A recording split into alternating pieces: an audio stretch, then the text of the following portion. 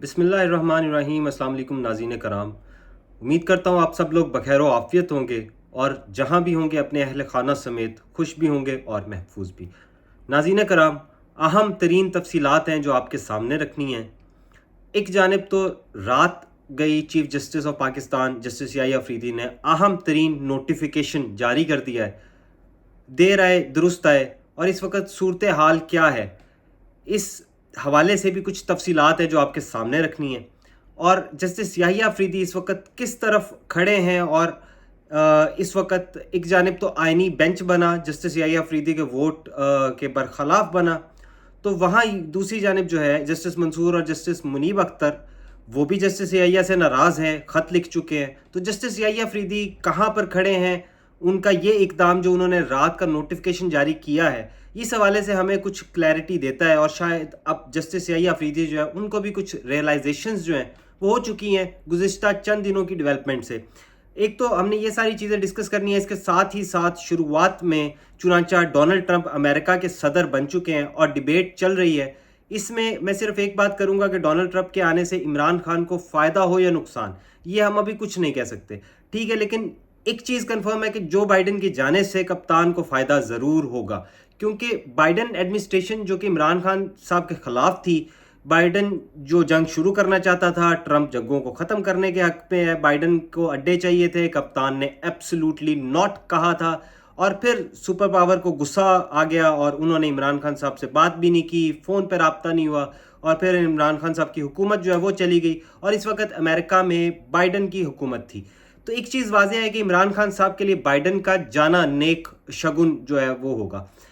اور ہم یہ قطعاً نہیں کہتے کہ امریکہ جو ہے وہ پاکستان کے اندرونی معاملات میں مداخلت کرے۔ اگر بائیڈن کی مداخلت غلط تھی تو ٹرمپ کی مداخلت بھی غلط ہوگی، لیکن اس میں خوش آئند چیز جو ہے وہ یہ ہے کہ بائیڈن کی مداخلت یا پھر اینٹی عمران ہونا یا پھر اس حکومت کو ٹیک دینا وہ اس وقت ضرور ختم ہو گیا ہے، یہ چیز آپ نے ذہن نشین رکھنی ہے۔ دوسری جانب بم شیل حکومت پر کس نے پھوڑا ہے؟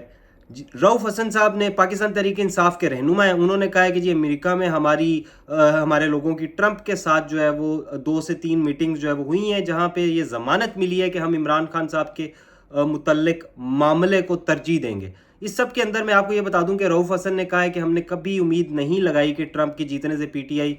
جو ہے وہ آزاد ہو جائے گی، نہ کوئی امید لگائی تھی، نہ ٹرمپ کے جیتنے کے بعد ہم یہ امید لگا کر بیٹھے ہوئے ہیں۔ ہم نے پی ٹی آئی کی جو ہے بانی پی ٹی آئی کی رہائی کے لیے اڈیالہ، پارلیمنٹ اور پرامن احتجاج کا سہارا لیا ہے۔ ہم نے انہی پلیٹ فارمز کو استعمال کیا ہے، کبھی کسی لیڈر نے میٹنگ میں یہ نہیں کہا کہ ٹرمپ آئے گا اور عمران خان کو جو ہے نا آزاد کروا لے گا، یہ ایک پروپیگنڈا کے طور پہ پیش کیا جا رہا ہے۔ لیکن اس میں ایک چیز واضح ہوتی ہے کہ لابنگ ضرور کی گئی ہے پاکستان تحریک انصاف نے، یہ رؤف حسن صاحب نے کہا ہے، اور ہمیں جو ہے ہمارے لوگوں کی ٹرمپ کی ٹیم سے 2-3 بار ملاقات بھی ہوئی ہے، انہوں نے ہمیں یہ بھی کہا ہے کہ اس کے اندر جو معاملہ ہے اس کو کم از کم اپنی ترجیح دیں گے۔ اب یہاں پہ میں آپ کو یہ بتا دوں کہ رؤف حسن صاحب نے کہا ہے کہ جی امریکہ سمیت دنیا کے مختلف ممالک میں پی ٹی آئی کے لوگوں نے عمران خان کی رہائی کے لیے آواز اٹھائی اور امریکہ میں بھی انہیں پذیرائی ملی۔ میرا خیال ہے کہ ٹرمپ کی ٹیم کے ساتھ ان کی 2-3 میٹنگز ہوئی ہیں جہاں پہ یہ ضمانت ملی ہے، اس معاملے کو پریورٹی دی جائے گی، اور اب اس کا کیا مطلب ہے کیا نہیں یہ ہم نہیں جانتے، نہ ہی ہمارا ان سے براہ راست کوئی رابطہ ہے، اور نہ ہی ٹرمپ کی جیت سے کوئی امید لگا کر بیٹھے ہیں۔ تو پی ٹی آئی نے اپنی پوزیشن واضح کر دی ہے، لیکن میں اس میں ایک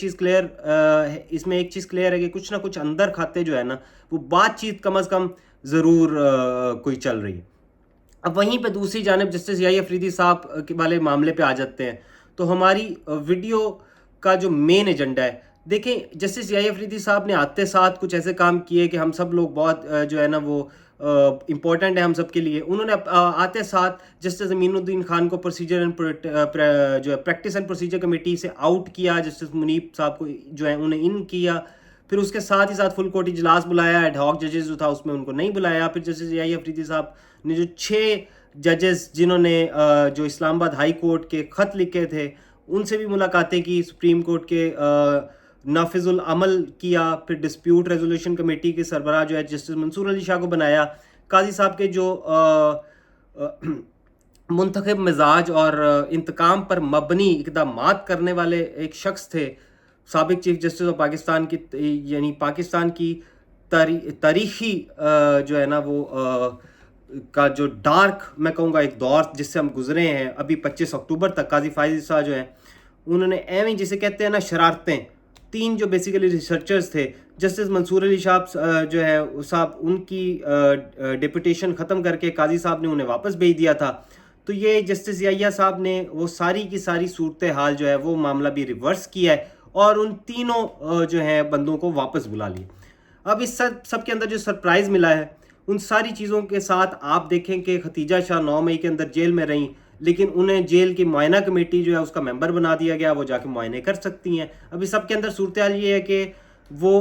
ڈرامہ انداز میں تبدیل ہوئی ہے جب جسٹس جو ہے منیب اور جسٹس منصور کے اختلافات ہوئے اور انہوں نے کہا فل کورٹ کے سامنے 26ویں آئینی ترمیم جو ہے اس کو فکس کریں. ظاہری سی بات ہے اس میں ایک چیز آ رہی ہوگی کہ فل کورٹ میں اگر 26ویں آئینی ترمیم ختم ہو جاتی ہے، 26ویں آئینی ترمیم کا جو ہے وہ تناظر میں جسٹس یحییٰ افریدی صاحب جو ہے وہ بھی چیف جسٹس نہیں رہیں گے، تو ظاہر سی بات ہے اس میں تھوڑا سا اپنا ذاتی مفاد جو ہے وہ بھی آ جاتا ہے. لیکن پھر جو جوڈیشل کمیشن کا اجلاس ہوا، اجلاس کے اندر ہم نے دیکھا کہ جسٹس یحییٰ افریدی نے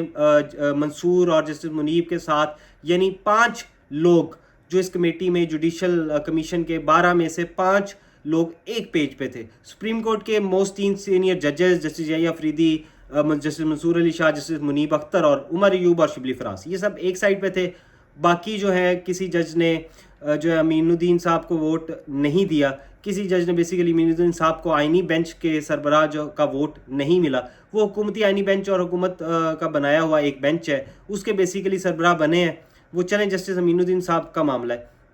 اب پریکٹس اینڈ پروسیجر کمیٹی میں بھی امین الدین خان صاحب جو ہیں وہ آ چکے ہیں. اب اس سب کے اندر یہ سوال ہے کہ جسٹس یحییٰ افریدی، جسٹس منصور اور جسٹس امین الدین اس وقت پریکٹس اینڈ پروسیجر کمیٹی جو ہے اس کے ممبرز ہیں.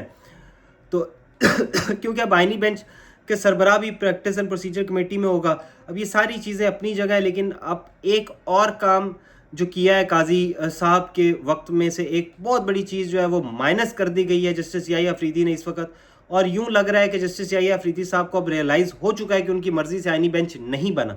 جسٹس یحییٰ افریدی صاحب نے پاکستان کی تاریخ میں سب سے بے اختیار ترین چیف جسٹس جو ہے وہ بن چکے ہیں، کیونکہ اب ان کے پاس کوئی اختیارات نہیں رہے. وہ اب صرف قتل کے مقدمات، زمینوں کے تنازع، کس کا آپس میں کوئی پھڈا ہوا ہے وہ سن سکتے ہیں، لمبے جو ہے نا لمبی تان کے وہ بس سنتے رہیں گے. کوئی کسی ملک کے اہم فیصلے کے اندر وہ انوالو نہیں ہو سکتے. اور چلیں پہلے کوئی نارمل جج ہوتا، سپریم کورٹ نہ ہوتے تو کم از کم کسی بینچ کا ممبر ہی بن جاتے. اب تو ان کا ایک ووٹ تو ہوتا نا، ان کا اب تو وہ بھی نہیں ہے، ایک ووٹ بھی نہیں ہے. اب جسٹس یحییٰ افریدی صاحب نے جو قدم اٹھایا ہے وہ بہت ہی سمبولک ہے، اور سپریم کورٹ کے رجسٹرار کو جو ہے انہوں نے تبدیل کر دیا ہے. تبدیل کرتے ہوئے سلیم خان صاحب جو ہیں انہیں تعینات کر دیا گیا ہے. تفصیلات کے مطابق سپریم کورٹ کے جو رجسٹرار ہے سلیم خان، ان کی تعیناتی کا نوٹیفکیشن جاری کر دیا گیا ہے. 7 نومبر سے ان کی تعیناتی کر دی گئی ہے، یعنی آج سے بیسیکلی نئے رجسٹرار جو ہیں وہ آ جائیں گے. ججز کمیٹی نے سلیم خان کی ایز رجسٹرار سپریم کورٹ تقرری منظور کر لی. اب اس میں ایک اور چیز امپورٹنٹ ہے کہ ججز کمیٹی نے اور نئے تعینات ہونے والے رجسٹرار جو ہیں سلیم خان، یہ پہلے پاکستان پاس جو ہے ڈی ایم جی گروپ تھا، پاکستان ایڈمنسٹریٹو سروسز، اس کے فارمر جو ہیں یہ آفیسر ہیں. سابق چیف جسٹس قاضی صاحب نے جو ہے اس رجسٹرار کی پوزیشن پہ جزیلہ اسلم جو ہے ان کو لگایا تھا. وہ اس سے پہلے ڈسٹرکٹ اینڈ سیشن جج اکاڑا کے طور پہ اپنے جو ہے فرائض انجام وہ دے رہی تھی. اب وہ واپس اپنی جگہ پہ چلی جائیں گی، وہاں پہ جا کے جو ہے وہ اپنا کام اسی طرح سے کریں گے. اب اس میں امپورٹنٹ چیز یہ ہے کہ ججز کمیٹی نے اب یہاں پہ ایک سوال ہے جو بہت امپورٹنٹ ہوگا اہم ترین نوٹیفکیشن میں، کہ اس حوالے سے مزید ڈیٹیلز نکالنے کی بھی کوشش کریں گے کہ کمیٹی میں یہ 3 بندے جسٹس یحییٰ، جسٹس منصور اور جسٹس امین الدین خان، یہ جو ہے یہ نئے رجسٹرار کا جو معاملہ ہے کہ اس میں تینوں ججز ایک ساتھ تھے، یا پھر اس میں جسٹس یحییٰ کے ساتھ جسٹس منصور نے سائڈ لی، یا جسٹس یحییٰ کے ساتھ جسٹس امین الدین خان نے سائڈ لی. لیکن ایک چیز واضح ہو گئی ہے کہ جسٹس یحییٰ افریدی صاحب جو ہیں وہ اس وقت اس کے اندر نئے رجسٹرار کو تعینات کر رہے ہیں. اور یہ چیز یاد رکھیے گا کہ رجسٹرار جو آئیں گے وہ جوڈیشل کمیشن کے بھی سیکرٹری ہوں گے. اس کمیٹی کو بھی رجسٹرار صاحب جو ہیں وہ آپ کی یہ کمیٹی ہوگی ججز کی پریکٹس اینڈ پروسیجر کمیٹی، اس کو آرڈر جاری کرنا، منٹس جاری کرنا، بہت سی اسٹریٹجک جو عہدہ جو ہے نا وہ اس وقت ان صاحب کو مل گیا ہے. اور یہ جو ہے اب آگے